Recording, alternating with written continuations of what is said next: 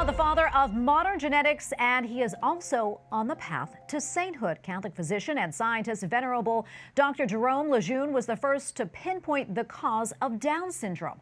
An outspoken critic of abortion after prenatal diagnosis, he was a lifelong advocate for the disabled. Lejeune died in 1994. In recognition of his heroic virtues, Pope Francis declared him venerable in 2021. And joining us tonight is Mark Bradford, this year's Jerome Lejeune Fellow for the Word on Fire Institute. Mark, great to have you with us.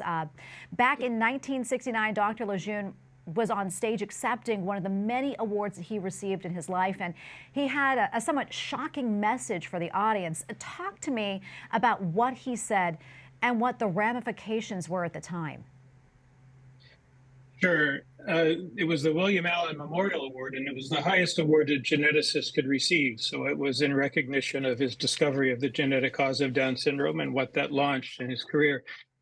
And his speech was titled "To Kill or Not to Kill." And he was challenging the geneticists who were there to think about what they were doing with the new discoveries in genetic medicine and how those discoveries should be used. So this was against the backdrop of an increasing push to legalize abortion, both in France and in the United States, and the advent of prenatal diagnosis. It was made possible through Lejeune's discovery. So in that speech, and he was warned beforehand, by the way, by some of his colleagues to be careful what he said. He disregarded their advice. And at one point, he even made a comment that the National Institutes of Health should be renamed to the National Institutes of Death because of their advocacy for abortion, especially the abortion of prenatally diagnosed children who had an adverse diagnosis of Down syndrome or some other disability. Yeah, and as we mentioned, you're this year's Jerome Lejeune Fellow, and congratulations to you on that. Thank you. Which seeks really to continue the story and work of his life. If you don't mind, can you tell us maybe your own story and how it's tied to his? Sure. Yeah, my wife and I are parents to 7 children. The first 5 of our children were girls, and we assumed that there would be no Y chromosome showing up in our household. When my wife became pregnant with her 6th child, our son Thomas, she went to her midterm ultrasound, and the doctor was concerned that there was some marker on his heart that it could indicate Down syndrome. But when she came home, she was crying, she was tearful. I was in a panic, wondering what the doctors had seen, and it wasn't. She came to me and said, "I've just seen the face of our son." So the first boy born into the Bradford household in 2001 was Thomas, who didn't only have a Y chromosome, he also had an extra 21st chromosome. He has Down syndrome.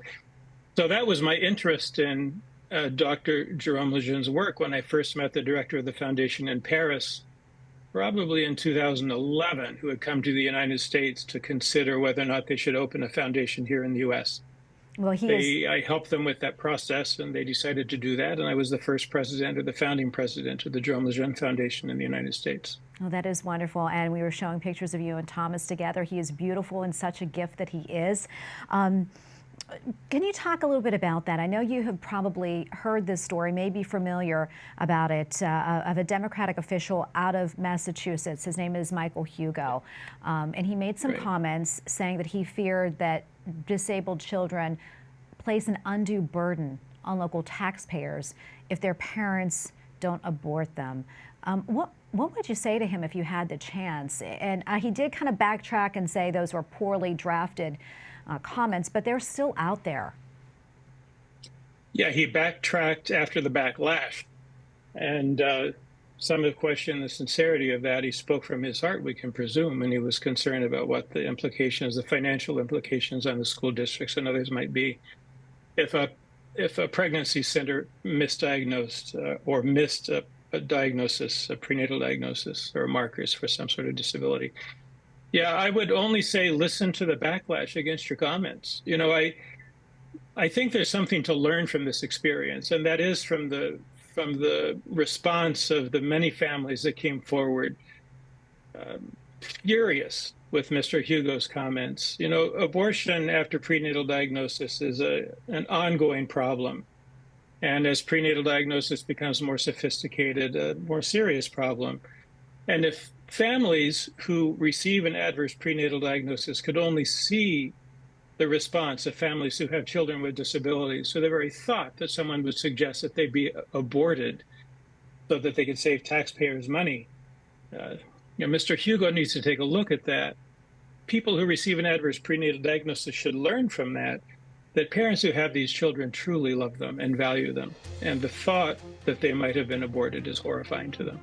Absolutely. Mark, thank you so much for coming on, talking to us about all of this. God bless you and your beautiful family and beautiful Thomas as well. Thank you so much. Thank you very much. Yeah, thanks for the opportunity. God bless.